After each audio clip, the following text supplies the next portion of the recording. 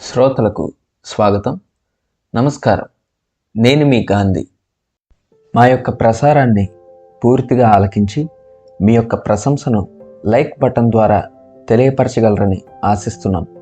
అదేవిధంగా మా యొక్క ఛానల్ను సబ్స్క్రైబ్ చేసుకొనగలరని మా మనవి. ఫ్రెండ్స్, సమ్మర్ వచ్చిందంటే ముఖ్యంగా మనందరికీ గుర్తొచ్చేది exams. 10th class, inter, degree ఇవన్నీ కూడా ఆల్రెడీ పాస్ అవుట్ అయిపోయి వచ్చిన వారికి అదొక స్వీట్ మెమరీ కింద ఉంటే, ఇప్పుడు ఆ ఎగ్జామ్స్ని ఫేస్ చేస్తున్న వారికి మాత్రం కొంత ఆందోళన, కొంత భయంతో కూడిన వాతావరణం ఉంటుంది. సో అటువంటి వారి కోసం నేను AI ద్వారా కొన్ని సలహాలు, సూచనలు ఇవ్వడానికి ఈ ప్రసారాన్ని మీ ముందుకు తీసుకొస్తున్నాను. సో మీలాగే మీ ఫ్రెండ్స్ కానీ, ఫ్యామిలీ మెంబర్స్ కానీ ఎవరైనా కానీ ఇటువంటి ప్రాబ్లమ్స్తో ఫేస్ చేస్తూ ఉంటే కనుక వారికి దయచేసి ఈ వీడియోని షేర్ చేయండి. ఎంతో కొంత వారు కొంత నాలెడ్జ్ని అయితే తీసుకొని కొంత స్ట్రెస్ని అయితే తగ్గించుకుంటారు. సో ఈ వీడియోలో మనం ముందుకు సాగిపోదాం. ఉన్నత పాఠశాలలో పరీక్షలలో ఉత్తీర్ణత సాధించడానికి మీరు వీటిని చేయాలి.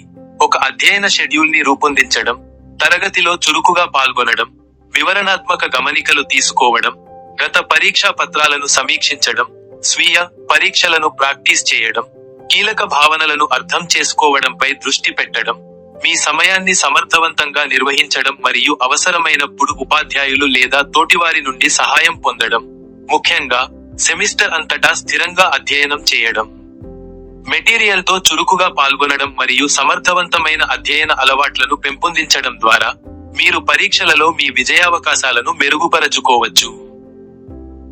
కీలక వ్యూహాలు. ప్లాన్ చేయండి మరియు నిర్వహించండి. అధ్యయన షెడ్యూల్ను రూపొందించండి. ప్రతి సబ్జెక్టుకు వాటి ప్రాముఖ్యత మరియు రాబోయే పరీక్షల ఆధారంగా ప్రత్యేక సమయాన్ని కేటాయించండి. సాధించగల లక్ష్యాలను సెట్ చేయండి. ప్రతి అధ్యయన సెషన్కు నిర్దిష్ట అభ్యాస లక్ష్యాలను నిర్వచించండి. క్రియాశీల అభ్యాసం.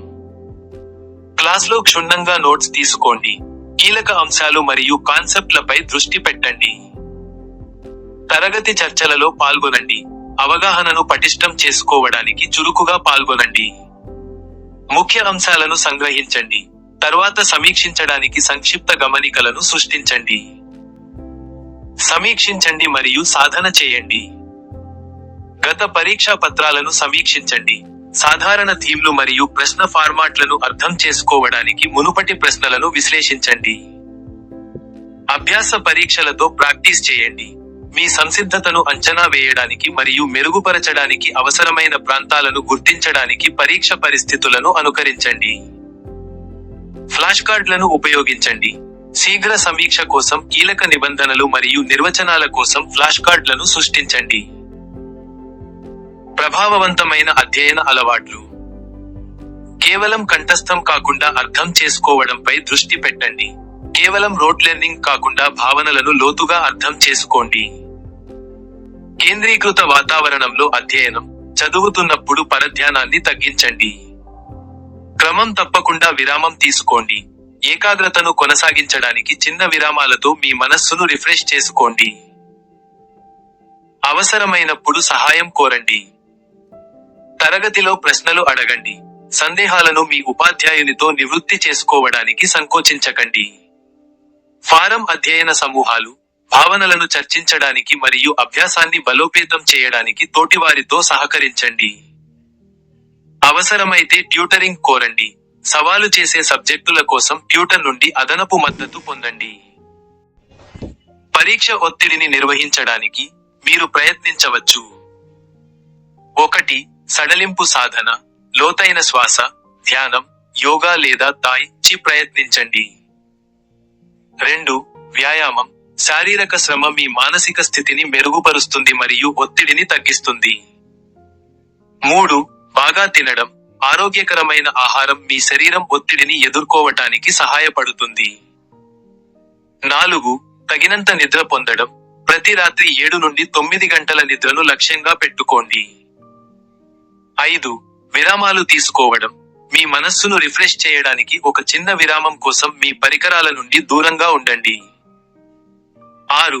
లక్ష్యాలను నిర్దేశించడం. మీ పురోగతిని ట్రాక్ చేయడానికి సాధించగల అధ్యయన లక్ష్యాలను సెట్ చేయండి. 7. మద్దతు కోసం అడగడం. టీచర్, కౌన్సెలర్ లేదా కుటుంబ సభ్యులతో మాట్లాడండి. 8. మైండ్ఫుల్నెస్ ను అభ్యసించడం. ప్రస్తుతం ఉండటానికి ప్రయత్నించండి మరియు క్షణంపై దృష్టి పెట్టండి. 9. పరధ్యానాన్ని నివారించడం. ఇతరులు ఏమి చేస్తున్నారో చూసి పరధ్యానంలో పడకుండా ప్రయత్నించండి. మరియు 10. మీ పరిస్థితిని అంగీకరించడం. మీరు నియంత్రించగలిగే వాటిపై దృష్టి పెట్టండి మరియు స్వీయ కరుణను అభ్యసించండి. ఇతర చిట్కాలు. 1. మైండ్ మ్యాప్లు లేదా ఫ్లాష్ కార్డులను సృష్టించండి. 2. అభ్యాస పరీక్షలను తీసుకోండి. 3.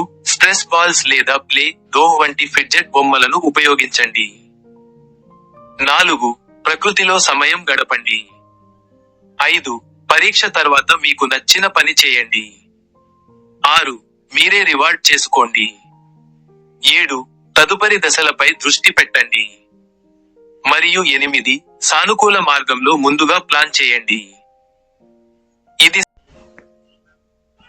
పేపర్పై ఎగ్జామినర్ను ఆకట్టుకోవడానికి, మీరు ప్రశ్నను పూర్తిగా అర్థం చేసుకున్నారని, సంబంధిత సమాచారంతో స్పష్టమైన మరియు సంక్షిప్త సమాధానాలను అందించారని, మీ ప్రతిస్పందనను తార్కికంగా రూపొందించాలని, సరైన ఫార్మాటింగ్ను ఉపయోగించాలని, స్పష్టమైన చేతివ్రాతను నిర్వహించండి, ముఖ్య అంశాలను హైలైట్ చేయండి మరియు సముచితమైన ఉదాహరణలను చేర్చడం ద్వారా సబ్జెక్ట్పై సమగ్ర అవగాహనను ప్రదర్శించండి.